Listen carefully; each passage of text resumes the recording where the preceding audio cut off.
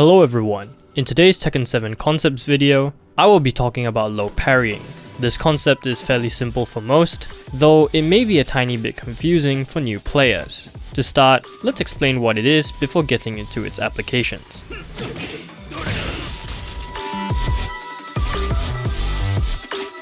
To do a low parry, you hold down forward right before an opponent does a low. This can happen intentionally if you have a read on your opponent and expected them to do a low, but it can also happen when you try to do a move that just so happens to have a down forward input at the same time your opponent does a low. Do note that you can only low parry characters' limbs, meaning that weapons cannot be low parried. A low parry will put your opponent into a bound state that allows you to basically get a full combo. A low parry in Tekken 7 is quite strong, since it uses the screw system to extend combos instead of the bound system in previous games, meaning that the combo damage you get is basically the equivalent of a regular combo without the launcher. While this may seem really simple, some new players may be confused as to why one would choose to block and punish over low parrying and vice versa. So here are some examples and explanations on which to pick in a given situation.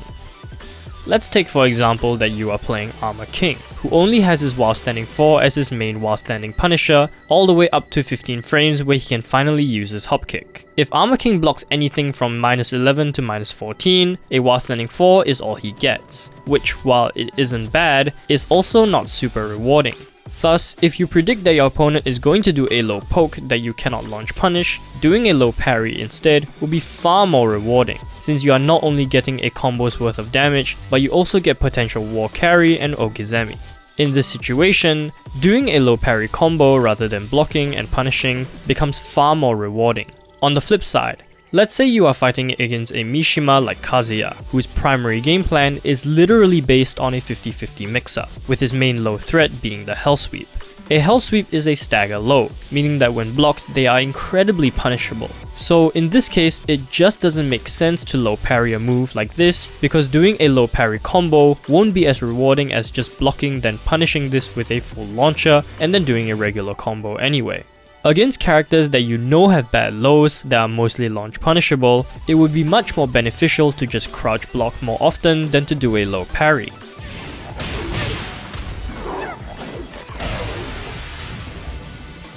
Low parries might seem incredibly strong, because they are, but their usefulness also depends on the character. Because so many lows in this game are around -13 or above, they aren't super helpful to someone like Kazuya, whose twin pistons are 13 frames, allowing him to launch punish many low pokes that most characters cannot.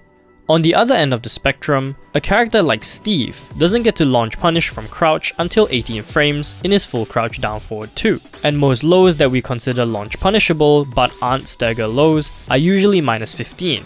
So Steve really benefits greatly from getting a low parry, because his only other option to punish such lows would be his while standing 1-2. You also need to keep in mind certain very situational moments where the decision between doing a low parry and doing a block punish is blurred. Certain characters can have while standing punishers that wall splat, or in Dragunov's case, can even cause a wall bounce. So in a situation where your opponent has their back to the wall, it then makes much more sense to block punish rather than do a low parry, since you won't get much out of low parrying when you're already at the wall. A few more things to note about low parrying versus block punishing. It takes significantly more frames to do a low parry than to crouch block, so there are some strings that you simply have to block because it just isn't possible to do a low parry. One such example is the second hit of Heihachi's Hell Sweep, whereby you can only block and punish. If you attempt to do a low parry, you will get launched. On the other hand, there are also certain strings that you have to learn to low parry. The biggest example would be Law's back 2, 3, 4, also known as Junkyard. The second hit of the string is a low, while the third is a safe mid. While you can block the second hit, if you attempt to punish it, the third hit will counter hit and interrupt you, and you will end up getting launched. This is an incredibly abused string by many law players, particularly at low ranks, so you have to learn how to low parry the string to dissuade opponents from constantly abusing this. These are just some of the applications and use cases for a low parry or crouch block and punish. Hopefully this quick concise video explained the concept of this and helped you understand when and why to use a low parry. I hope to do more basic or beginner concept videos like this in the future, so do stick around if you enjoyed this content. Thanks all for watching, and I'll talk to you guys in the next one. Take care.